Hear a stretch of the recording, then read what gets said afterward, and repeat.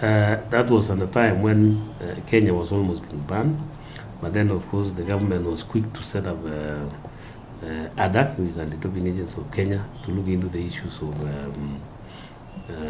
doping in the country. So the parliament passed the legislation establishing ADAC. Despite the fact that ADAC is in place and also has been trying to do everything possible with the assistance of AIU and also at least Kenya, it seems that doping has risen again, to the extent that this year the level of doping has gone a notch higher. And World Athletics has been very concerned, and AIU has also raised their voices against what's happening. And Kenya was put on the part of the discussion during the council meeting from World Athletics, and the discussion from the board was Kenya should be kicked out because they are competing unfairly with other athletes from other countries.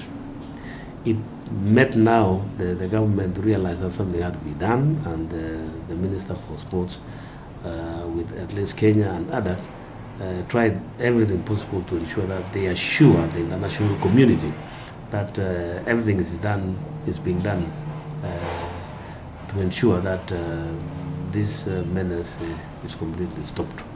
That is why World Athletics got assurance from the government of increasing the funding, because that's what the World Athletics wanted, was to increase more funding so that the ADAC will be able now to continue monitoring, testing, education, and other activities that is necessary to stem the menace. So as a result of that, the Minister for Sports convened a stakeholders meeting that was held last week, and the recommendation is being prepared now so that the government can sign that recommendation and give it to AIU and World Athletics to understand that Kenya now has what we call zero tolerance to doping. So I think there will be some areas that will be tightened. It's not going to be as business as usual.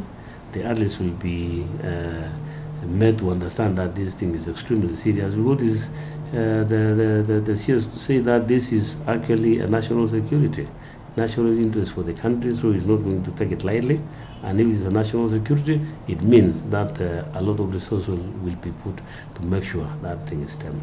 The areas that will be looked into should be not only the athletes, but the suppliers, pharmacists, we have the hospitals, we have athletes representatives, we have also coaches, and anybody who is dealing with an athlete directly or indirectly, to make sure that whoever is dealing with an athlete is made to understand that engaging in doping is a no-go zone at the moment.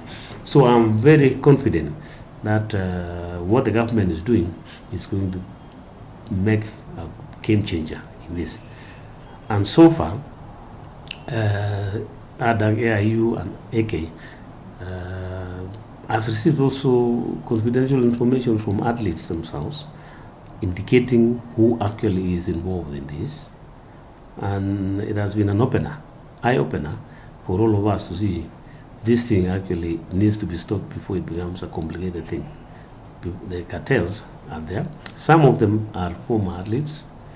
Some are not even athletes. They just want to make a kill from the athletes. So this is something that we have seen, and because of what the investigation that DCI and NIS has done, I think we have a starting point, and I can assure you that within 2 years, this thing will be a corner.